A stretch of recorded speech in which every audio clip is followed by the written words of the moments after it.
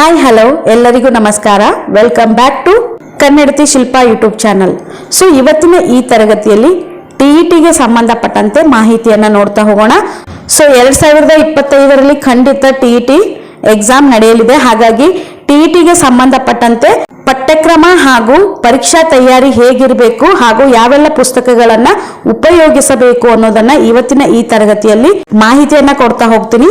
So ಇದು paper 1 ಹಾಗೂ paper 2ಗೆ ಸಂಬಂಧಪಟ್ಟಂತಹ ಪಠ್ಯಕ್ರಮ ಹಾಗೂ ಪುಸ್ತಕಗಳಿಗೆ ಸಂಬಂಧಪಟ್ಟಂತಹ ಮಾಹಿತಿಯನ್ನ ಇವತ್ತಿನ ಈ ವಿಡಿಯೋ ಒಳಗೊಂಡಿರುತ್ತದೆ ಅಂತಾನೆ ಹೇಳ್ಬೋದು. ಹಾಗಾಗಿ ಯಾರು ವಿಡಿಯೋನ ಸ್ಕಿಪ್ ಮಾಡದೆ ಕೊನೆವರೆಗೂ ನೋಡ್ತಾ ಹೋಗಿ. ಟಿಇಟಿ ಆಲ್ರೆಡಿ ಬರ್ದಿರ್ತೀರಾ ಕೆಲವೊಬ್ರು, ಹಾಗೂ ಇನ್ನು ಕೆಲವೊಬ್ರು ಹೊಸದಾಗಿ ಟಿಇಟಿಯನ್ನ ಅಟೆಂಡ್ ಆಗ್ತಾ ಇರ್ತೀರಾ. ಸೊ ನಿಮ್ಮೆಲ್ಲರ ತಲೆಯಲ್ಲೂ ಗೊಂದಲಗಳು ಇರ್ತವೆ.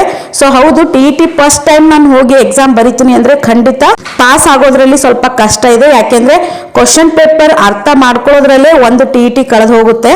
ಹಾಗಾಗಿ ಟಿಇಟಿಗೆ ಸಂಬಂಧಪಟ್ಟಂತೆ ಪಠ್ಯಕ್ರಮ ಹಾಗೂ ಪರೀಕ್ಷಾ ತಯಾರಿ ಯಾವ ರೀತಿ ಇರಬೇಕು, ಹಾಗೂ ನಾನು ಹೇಳಿರುವಂತಹ ಪರೀಕ್ಷಾ ತಯಾರಿಯ ಮೂಲಕ ನೀವು ತಯಾರಿ ನಡೆಸ್ತಾ ಹೋದ್ರೆ ಖಂಡಿತ 120ಕ್ಕೂ ಹೆಚ್ಚು ಟಿಇಟಿ ಅಂಕಗಳನ್ನ ಗಳಿಸಬಹುದು.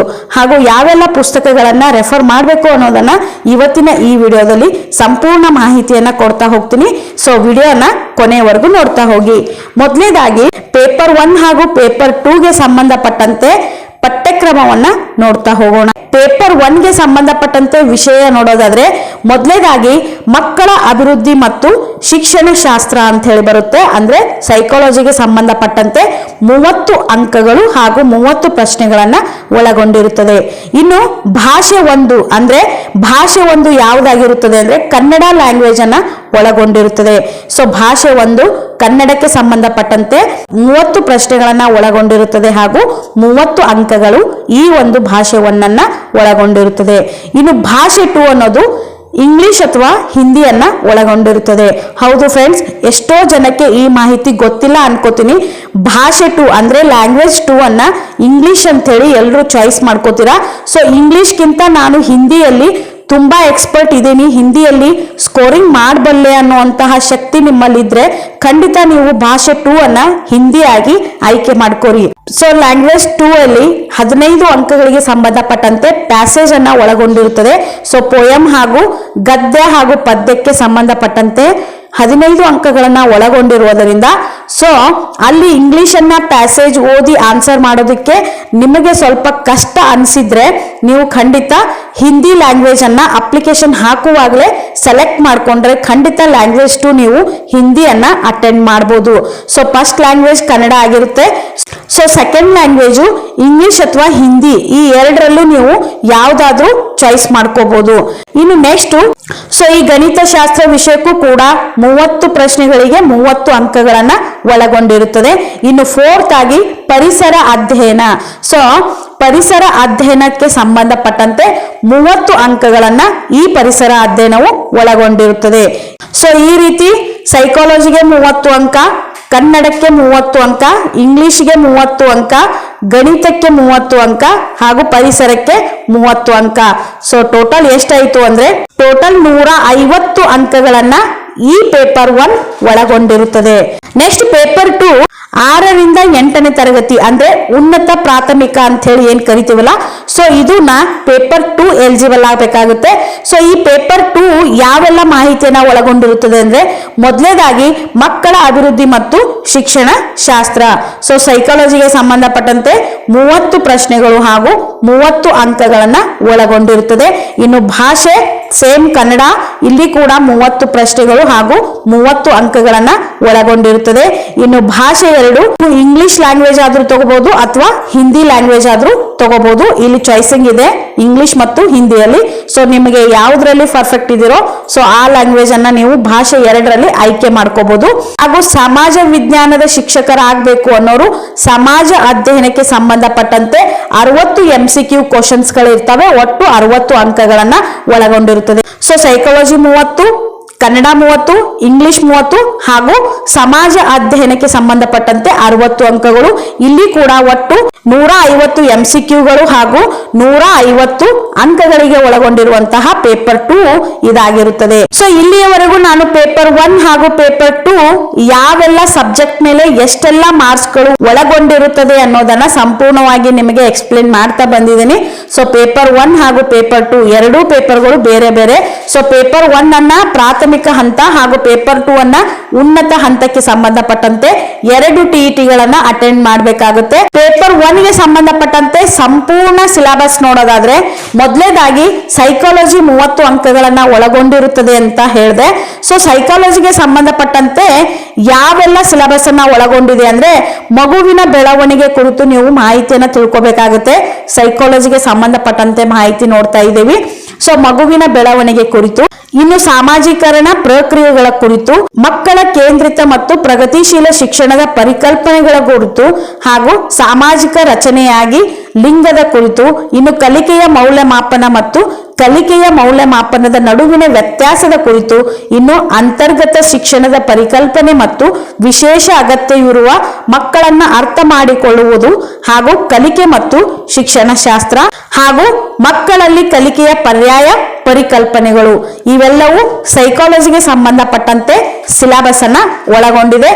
ಇನ್ನು ಲ್ಯಾಂಗ್ವೇಜ್ 1. ಸೊ ಲ್ಯಾಂಗ್ವೇಜ್ 1 ಕನ್ನಡಕ್ಕೆ ಸಂಬಂಧಪಟ್ಟಂತೆ 30 ಅಂಕಗಳನ್ನ ಒಳಗೊಂಡಿರುತ್ತದೆ.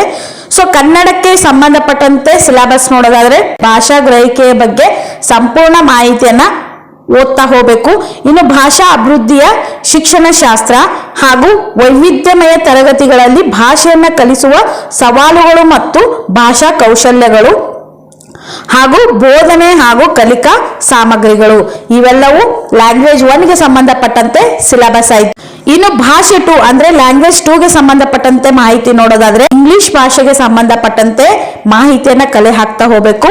ಇನ್ನು ಭಾಷಾ ಅಭಿವೃದ್ಧಿಯ ಶಿಕ್ಷಣ ಶಾಸ್ತ್ರಕ್ಕೆ ಸಂಬಂಧಪಟ್ಟಂತೆ ಮಾಹಿತಿಯನ್ನ ಓದ್ತಾ ಹೋಗ್ಬೇಕು. ಇನ್ನು ಬೋಧನೆ ಹಾಗೂ ಕಲಿಕಾ ಸಾಮಗ್ರಿಗಳ ಕುರಿತು ಮಾಹಿತಿಯನ್ನ ಕಲೆ ಹಾಕ್ತಾ ಹೋಗ್ಬೇಕು. ಗಣಿತ ಶಾಸ್ತ್ರಕ್ಕೆ ಸಂಬಂಧಪಟ್ಟಂತೆ ಸಿಲೆಬಸ್ ನೋಡ್ತಾ ಹೋದ್ರೆ ಜ್ಯಾಮಿತಿಯ ಅಂಕಿ ಅಂಶಗಳು ಮತ್ತು ಬಾಹ್ಯಾಕಾಶ ಜ್ಞಾನ, 3D ಜಾಮಿತಿಯ ಅಂಕಿ ಅಂಶಗಳು, ಸಂಖ್ಯೆಗಳು, ಭಿನ್ನ ರಾಶಿಗಳು ಹಾಗೂ ಸಂಖ್ಯೆಗಳು ಮತ್ತು ಬೀಜಗಣಿತದ ಅಭಿವ್ಯಕ್ತಿಗಳ ಮೇಲೆ ಗಣಿತದ ಕಾರ್ಯಾಚರಣೆಗಳು, ಅಳತೆಗಳು, ತೂಕ, ಸಮಯ ಮತ್ತು ಪರಿಮಾಣ, ಡೇಟಾ ನಿರ್ವಹಣೆ ಮತ್ತು ಕೇಂದ್ರ ಪ್ರವೃತ್ತಿಯ ಕ್ರಮಗಳು, ಅನುಪಾತ ಮತ್ತು ಅನುಪಾತ, ದೈನಂದಿನ ಜೀವನದಲ್ಲಿ ಗಣಿತ, ರೇಖೆಗಳು ಮತ್ತು ಕೋನಗಳು, ಬಹುಭುಜಾಕೃತಿಗಳು ಹಾಗೂ ಮೂಲ ಬೀಜಗಣಿತ, ರೇಖೆಯ ಸಮೀಕರಣಗಳು ಮತ್ತು ಗುರುತುಗಳು ಹಾಗೂ ಶಿಕ್ಷಣ ಶಾಸ್ತ್ರದ ಸಮಸ್ಯೆಗಳು ಇವೆಲ್ಲವೂ ಗಣಿತ ವಿಭಾಗದಲ್ಲಿ ಬರುವಂತಹ 30 ಪ್ರಶ್ನೆಗಳಿಗೆ ಒಳಗೊಂಡಿರುವಂತಹ ಸಿಲೆಬಸ್ ಆಗಿದೆ. ಹಾಗೂ ಪರಿಸರ ವಿಜ್ಞಾನ. ಸೊ ಪರಿಸರಕ್ಕೆ ಸಂಬಂಧಪಟ್ಟಂತೆ ಸಿಲೆಬಸ್ ನೋಡ್ತಾ ಹೋದ್ರೆ ನಮ್ಮ ಪರಿಸರ, ಲಿವಿಂಗ್ ವರ್ಲ್ಡ್, ಶಕ್ತಿಯ ಮೂಲಗಳು, ಮಾನವ ಆರೋಗ್ಯ ಮತ್ತು ನೈರ್ಮಲ್ಯ, ನೈಸರ್ಗಿಕ ವಿದ್ಯಮಾನಗಳು, ಕೆಲಸಗಳು. ಸೊ ಇದೆಲ್ಲವೂ ಪರಿಸರಕ್ಕೆ ಸಂಬಂಧಪಟ್ಟಂತಹ ಸಿಲೆಬಸ್ ಆಯ್ತು. ಸೊ ಪೇಪರ್ 2 6ರಿಂದ 8ನೇ ತರಗತಿಗಳಿಗೆ ಅಂದ್ರೆ ಉನ್ನತ ಪ್ರಾಥಮಿಕ ಹಂತದ ಮಕ್ಕಳಿಗೆ ಬೋಧಿಸುವಂತಹ ಶಿಕ್ಷಕರ ಸಿಲೆಬಸ್ ನೋಡ್ತಾ ಹೋದ್ರೆ ಮೊದಲನೇದಾಗಿ ಮಕ್ಕಳ ಅಭಿವೃದ್ಧಿ ಮತ್ತು ಶಿಕ್ಷಣ ಶಾಸ್ತ್ರ. ಸೊ ಸೈಕಾಲಜಿಗೆ ಸಂಬಂಧಪಟ್ಟಂತೆ ಸಿಲೆಬಸ್ ನೋಡ್ತಾ ಹೋದ್ರೆ ಮಗುವಿನ ಬೆಳವಣಿಗೆ, ಸಾಮಾಜೀಕರಣ ಪ್ರಕ್ರಿಯೆಗಳು, ಮಕ್ಕಳ ಕೇಂದ್ರಿತ ಮತ್ತು ಪ್ರಗತಿಶೀಲ ಶಿಕ್ಷಣದ ಪರಿಕಲ್ಪನೆಗಳು, ಸಾಮಾಜಿಕ ರಚನೆಯಾಗಿ ಲಿಂಗ, ಕಲಿಕೆಯ ಮೌಲ್ಯಮಾಪನ ಮತ್ತು ಕಲಿಕೆಯ ಮೌಲ್ಯಮಾಪನದ ನಡುವಿನ ವ್ಯತ್ಯಾಸ, ಅಂತರ್ಗತ ಶಿಕ್ಷಣದ ಪರಿಕಲ್ಪನೆ ಮತ್ತು ವಿಶೇಷ ಅಗತ್ಯವಿರುವ ಮಕ್ಕಳನ್ನ ಅರ್ಥ ಮಾಡಿಕೊಳ್ಳುವುದು, ಕಲಿಕೆ ಮತ್ತು ಶಿಕ್ಷಣ ಶಾಸ್ತ್ರ. ಇನ್ನು ಭಾಷೆ 1 ಅಂದ್ರೆ ಕನ್ನಡಕ್ಕೆ ಸಂಬಂಧಪಟ್ಟಂತೆ ಭಾಷಾ ಗ್ರಹಿಕೆ, ಭಾಷಾ ಅಭಿವೃದ್ಧಿಯ ಶಿಕ್ಷಣ ಶಾಸ್ತ್ರ.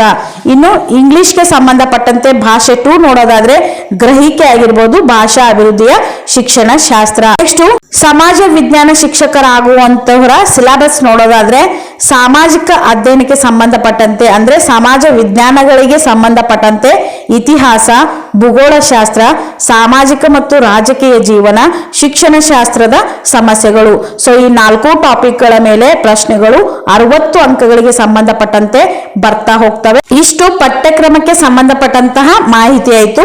ಈ ಪಠ್ಯಕ್ರಮಕ್ಕೆ ಸಂಬಂಧಿಸಿದಂತೆ ಯಾವ ಪುಸ್ತಕಗಳು ಇಂಪಾರ್ಟೆಂಟ್ ಹಾಗೂ ಯಾವ ಪುಸ್ತಕಗಳು ಉಪಯುಕ್ತ ನಾವು TET ಪಾಸ್ ಆಗಬೇಕು ಅಂದ್ರೆ ಮೊದಲನೇದಾಗಿ ಮಕ್ಕಳ ಅಭಿವೃದ್ಧಿ ಮನೋವಿಜ್ಞಾನ. ಸೊ ಈ ವಿಷಯಕ್ಕೆ ಸಂಬಂಧಪಟ್ಟಂತೆ ಎಸ್ ಭಟ್ಟಾಚಾರ್ಯ ಅನ್ನುವಂತಹ ಲೇಖಕರ ಪುಸ್ತಕ ತುಂಬಾ ಚೆನ್ನಾಗಿದೆ ಅಂತಾನೆ ಹೇಳ್ಬೋದು.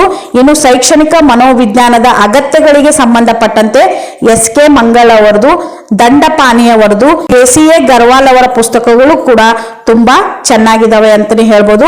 ಇನ್ನು ಮಕ್ಕಳ ಅಭಿವೃದ್ಧಿಗೆ ಕುರಿತು ಪುಸ್ತಕ ನೋಡೋದಾದ್ರೆ ಲಾರಾ ಇ ಬರ್ಕ್ ಅನ್ನುವಂತಹವರ ಪುಸ್ತಕ ಕೂಡ ಈ ಮಕ್ಕಳ ಅಭಿವೃದ್ಧಿಗೆ ವಿಷಯಕ್ಕೆ ಸಂಬಂಧಪಟ್ಟಂತೆ ತುಂಬಾ ಒಳ್ಳೆ ಮಾಹಿತಿಯನ್ನ ಒಳಗೊಂಡಿದೆ ಅಂತಾನೆ ಹೇಳ್ಬೋದು. ಇನ್ನು ಈ ಕರ್ನಾಟಕ TETಯ ಗಣಿತ ವಿಷಯಕ್ಕೆ ಪುಸ್ತಕಗಳನ್ನು ನೋಡೋದಾದ್ರೆ NCERT ಪುಸ್ತಕಗಳು ತುಂಬಾ ಇಂಪಾರ್ಟೆಂಟ್ ಅಂತಾನೆ ಹೇಳ್ಬೋದು.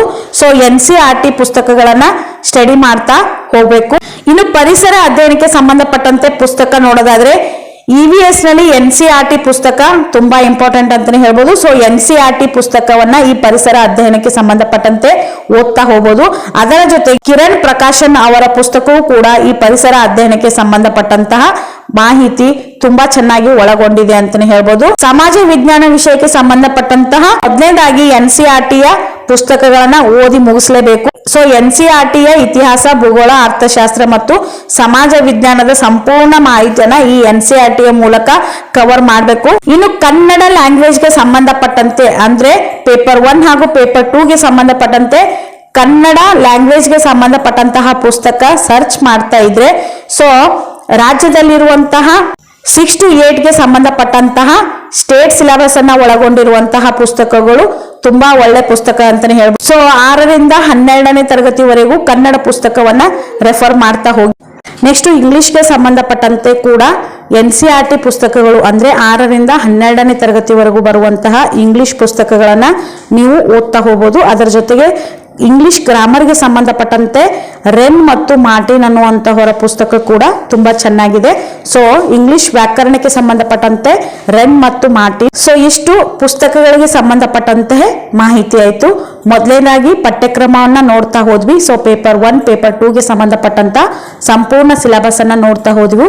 ಅದರ ಜೊತೆಗೆ ಪುಸ್ತಕಗಳ ಕೂಡ ಮಾಹಿತಿಯನ್ನ ನೋಡ್ತಾ ಬಂದೆವು. ಸೊ ಒಳ್ಳೆ ಪುಸ್ತಕಗಳ ಕುರಿತು ನಿಮ್ಗೊಂದು ಮಾಹಿತಿಯನ್ನ ಕೊಟ್ಟಿದ್ದೇನೆ. ಸೊ ಈಗ 120ಕ್ಕೂ ಹೆಚ್ಚು ಅಂಕಗಳನ್ನ ನಾವು ಈ TETಯಲ್ಲಿ ಗಳಿಸಬೇಕು ಅಂದ್ರೆ ನಮ್ಮ ತಯಾರಿ ಯಾವ ರೀತಿ ಇರಬೇಕು ಅನ್ನೋದನ್ನ ನೋಡ್ತಾ ಹೋಗೋಣ. ಸೊ ಹೌದು, ಈ ಕರ್ನಾಟಕ TET ತಯಾರಿಯನ್ನ ಪ್ರಾರಂಭಿಸುವುದು ಹೇಗೆ? ಸೊ ನಾನು ಕೆಲವೊಂದು ಮಾಹಿತಿಯನ್ನ ಕೊಡ್ತಾ ಹೋಗ್ತೀನಿ.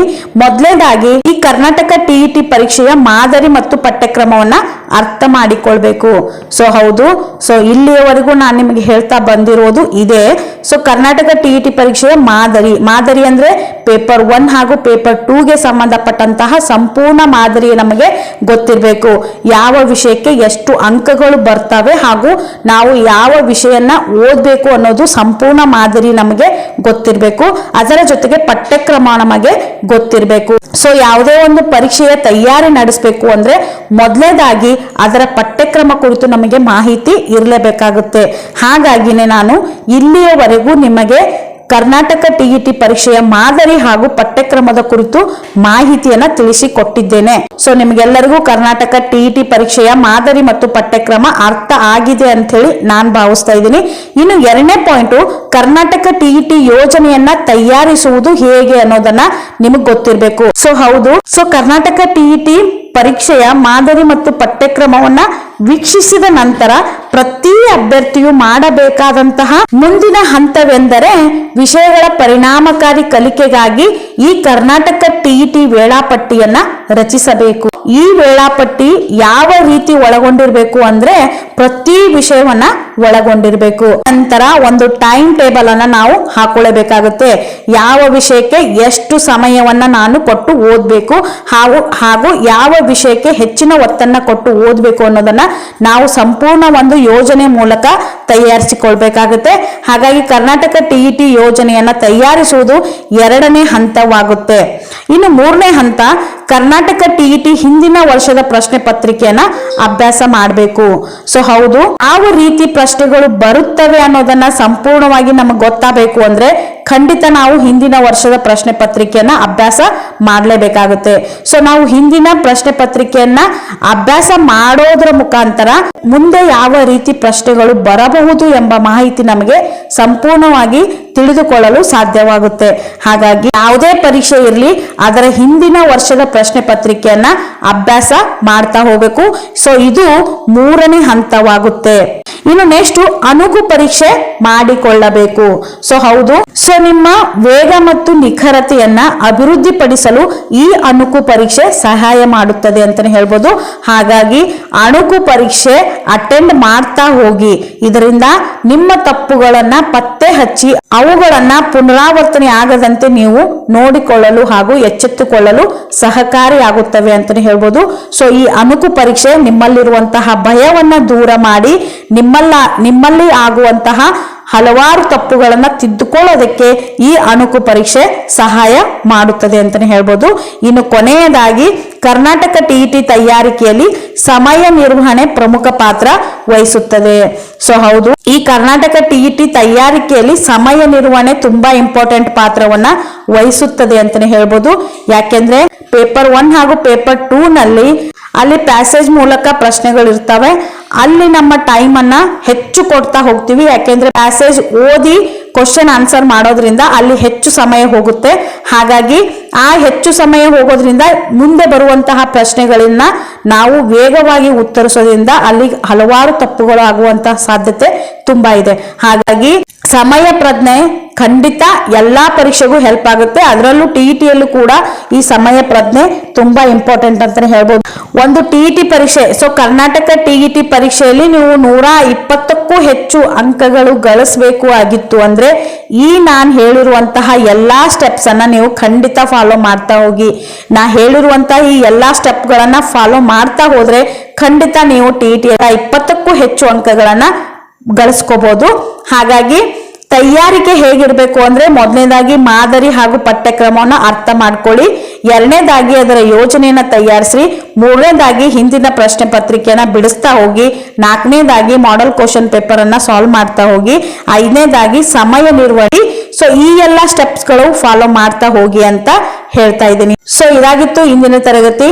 ಈ ತರಗತಿಯಲ್ಲಿ ಟಿಇಟಿಗೆ ಸಂಬಂಧಪಟ್ಟಂತೆ ಪೇಪರ್ 1 ಹಾಗೂ ಪೇಪರ್ 2ಗೆ ಸಂಬಂಧಪಟ್ಟಂತಹ ಸಂಪೂರ್ಣ ಸಿಲೆಬಸ್ ಅನ್ನ ನೋಡ್ತಾ ಬಂದೆವು. ಸೊ ಸಿಲೆಬಸ್ ಜೊತೆಗೆ ಯಾವೆಲ್ಲ ಪುಸ್ತಕಗಳು ರೆಫರ್ ಮಾಡೋದ್ರಿಂದ ಒಳ್ಳೆ ಅಂಕ ಗಳಿಸಬಹುದು ಅನ್ನೋದನ್ನ ಕೂಡ ಇವತ್ತಿನ ಈ ತರಗತಿಯಲ್ಲಿ ತಿಳಿದುಕೊಳ್ತಾ ಬಂದೆವು.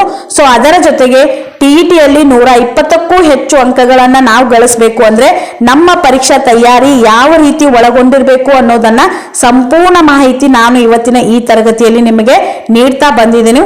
ಸೊ ಈ ತರಗತಿ ಖಂಡಿತ ನಿಮಗೆ ಇಷ್ಟವಾಗಿದೆ ಅಂತ ಹೇಳಿ ಭಾವಿಸ್ತಾ ಇದ್ದೀನಿ. ಸೊ ಈ ತರಗತಿ ನಿಮಗೆ ಇಷ್ಟವಾದ್ರೆ ಪ್ಲೀಸ್ ಲೈಕ್ ಮಾಡಿ, ಶೇರ್ ಮಾಡಿ ಹಾಗೂ ತಪ್ಪದೆ ಸಬ್ಸ್ಕ್ರೈಬ್ ಮಾಡ್ಕೊಳ್ಳಿ. ಸೊ ಇಲ್ಲಿವರೆಗೂ ಈ ತರಗತಿಯನ್ನ ವೀಕ್ಷಣೆ ಮಾಡಿದ ಎಲ್ಲರಿಗೂ ಥ್ಯಾಂಕ್ ಯು ಸೋ ಮಚ್.